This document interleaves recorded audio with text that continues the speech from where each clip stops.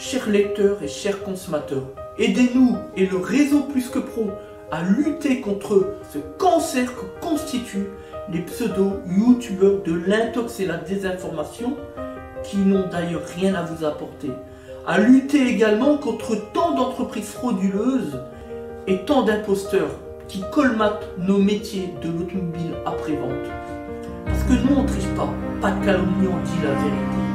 Notre objectif, rétablir le climat de confiance au travers de nos documents vidéo qui permettent de structurer le principe de transparence qui nous est si cher.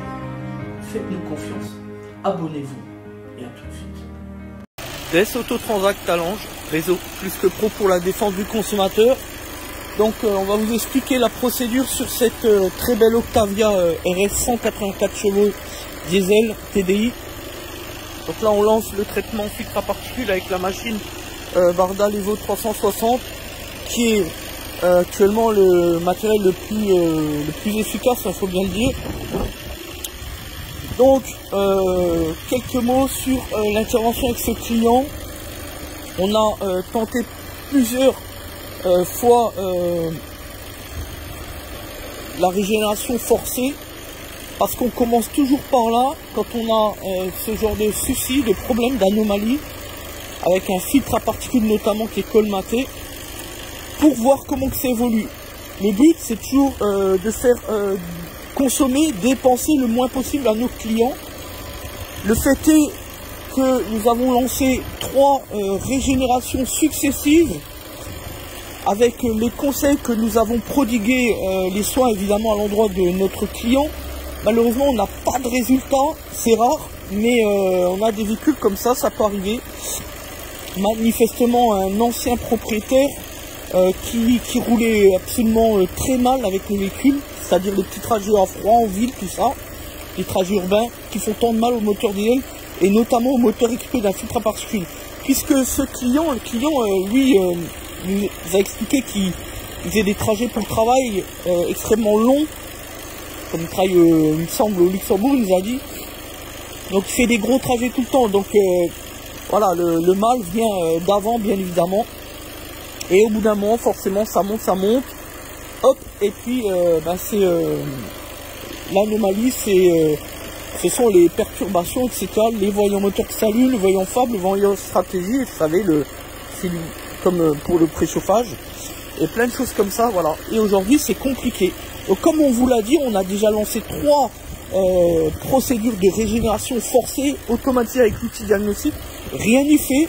Donc là, on a vraiment tout tenté. Le dernier espoir, c'est le traitement filtre à particules. Évidemment, pour les 3 tentatives de régénération, on n'a pas fait payer le client parce que nous considérons qu'à partir du moment où il n'y a pas de résultat, et bien derrière, on ne fait pas payer le client. C'est une question de valeur, une question de principe. Pourtant, on pourrait le faire puisque on sait que le principe de l'obligation de sécurité de résultat ne s'applique pas à tout ce qui est dépollution, encore moins à ces process de traitement FAP et de régénération forcée. La jurisprudence, elle est ici. On l'affiche à nos clients tout simplement pour qu'ils ne se sentent pas lésés au cas où on déciderait de se faire payer une intervention, après tout légitime, hein, on est bien d'accord. Voilà, ça dépend des cas, évidemment, on ne peut pas non plus laisser faire tout et n'importe quoi, mais dans certains cas, comme pour ce client, effectivement, on a décidé de ne pas lui faire payer alors que le client voulait nous payer.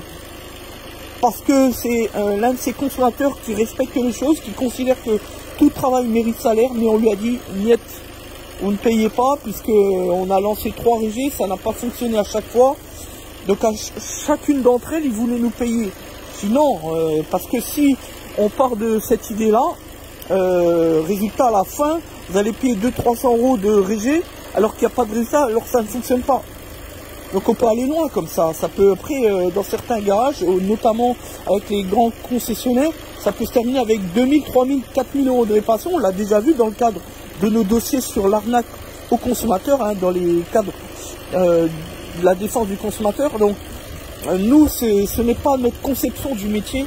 Donc en tant que juriste, évidemment, c'est la base que de respecter le consommateur, vous l'avez bien compris. Voilà. Donc là, ça vient de terminer à l'instant. Donc là, on va être dans la seconde phase, remplissage réservoir. Donc on va remplir à l'aide du produit de rinçage tout simplement. Que voici. Voilà, on vient de le remplir. Comme on peut le constater. Voilà.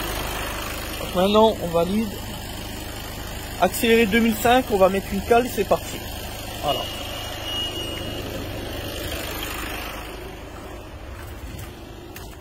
Alors, au niveau de la température, on est très bien, 94-100 degrés. À savoir que, contrairement aux stratégies par actif d'hydrogène, c'est-à-dire avec le décaminage moteur, quand on fait un traitement FAP, il faut que la ligne d'échappement soit froide. C'est l'inverse en fait. Voilà, faut bien le comprendre. Donc là, on se base sur 2500 tours, comme vous pouvez le constater. Voilà. Donc maintenant, c'est parti. Hein. Donc derrière, on a mis la cale, le bac. On a mis le bac. Vous voyez, on a des résidus. Donc c'est noirâtre, donc c'est parfait. C'est bien. Maintenant, on laisse faire, tout simplement. Donc ce qui est bien, c'est qu'on a une bonne odeur. C'est pas nocif, vu que c'est des produits qui entrent dans la ligne d'échappement, qui sont prévus à cet effet pour synthétiser, neutraliser et catalyser finalement les particules dessus. L'objectif, c'est de les faire dégager.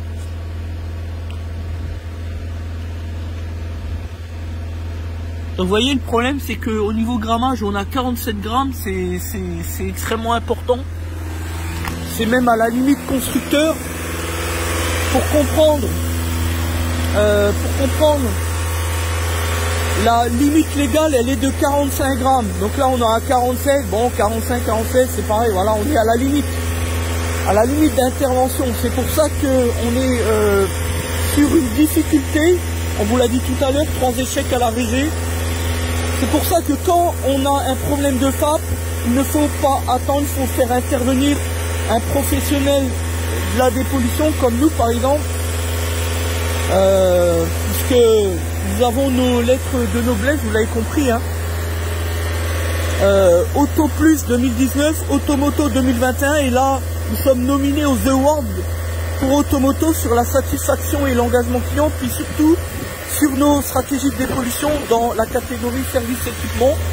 Ça se passe dans une semaine, le 24 mars 2022 évidemment. Donc voilà. Donc le but, c'est d'essayer de tout faire pour réussir. Après, on a expliqué, on a conseillé le consommateur, le client, on lui a dit que l'échec était possible. En tout cas, on aura tout tenté avant le remplacement du filtre à particules. Parce que je considère aussi qu'il ne faut pas tenter l'impossible et le diable. Si après le traitement FAP ça ne fonctionne pas, il faut savoir être raisonnable et faire remplacer le filtre à particules. En tout cas, c'est notre discours à l'endroit de nos clients, du consommateur, parce que on pourrait être tenté de faire supprimer son FAP quand on est un client, sauf que c'est parfaitement illégal. Donc en gros, après le traitement FAP, on arrête tout. On va pas plus loin et on remplace son FAP. Peu importe le coût, on sait très bien, on n'est pas bête, que le remplacement d'un filtre à particules, surtout sur ce type de véhicule, c'est environ 2000 €. On sait que ça coûte cher, mais mieux vaut payer 2000 € que de partir en garde à vue et de devoir de toute manière payer juste après entre 10 et 15 000 €, puisque l'amende pénale est de 7 500 € au trésor public. Et sur expertise et contre-expertise, obligation de remise en état d'origine avec des pièces constructeurs d'origine. Donc à la fin, vous l'avez compris, ça coûte très cher, sans parler de la procédure devant le tribunal correctionnel, puisqu'on est dans le cadre d'un délit là, c'est délictuel. Il est interdit de modifier la structure génétique de votre carte grise. C'est-à-dire, si on a un véhicule équipé d'un filtre à particules, il est interdit de l'enlever, de le supprimer, de le modifier électroniquement, que ce soit la vanigère, la déblue, parce qu'on les voit les annonces sur les réseaux sociaux de certains charlatans qui vendent tout et n'importe quoi. Franchement, quand on écoute, quand on regarde, et ils enlèvent tout sur le véhicule. C'est pas la peine d'acheter un véhicule dans ce cas-là. Ils enlèvent tout. Solution EGR, solution FAP, suppression, etc. C'est comme les reprogrammations moteurs, strictement illégales sur route ouverte, sur la voie publique. On ne peut pas modifier un véhicule. C'est illégal, fin d'histoire. Voilà. Donc là, on termine l'intervention.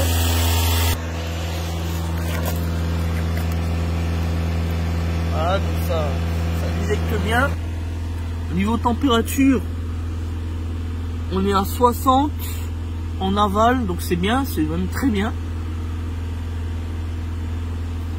Température extérieure 110, bon ça c'est normal.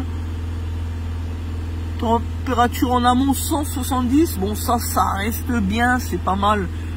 Quand je dis ça reste bien, l'objectif c'est de pas monter trop en température pour qu'il y ait un maximum d'effet avec les produits. C'est tout l'intérêt. On l'a dit tout à l'heure, contrairement au décalaminage moteur par actif d'hydrogène,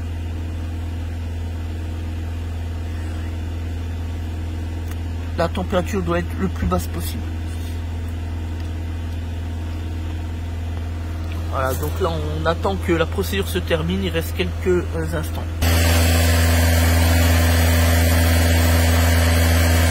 On arrive au terme, donc on enlève.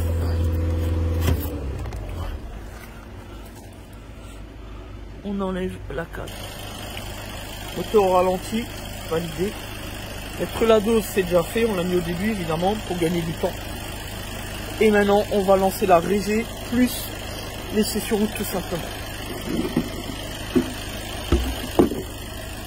On débranche. Voilà. Tac.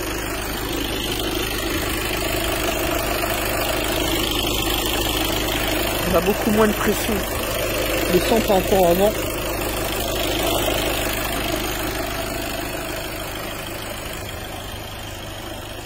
Voilà, donc merci à tous. C'était des Autotransact Talence, réseau plus que pro.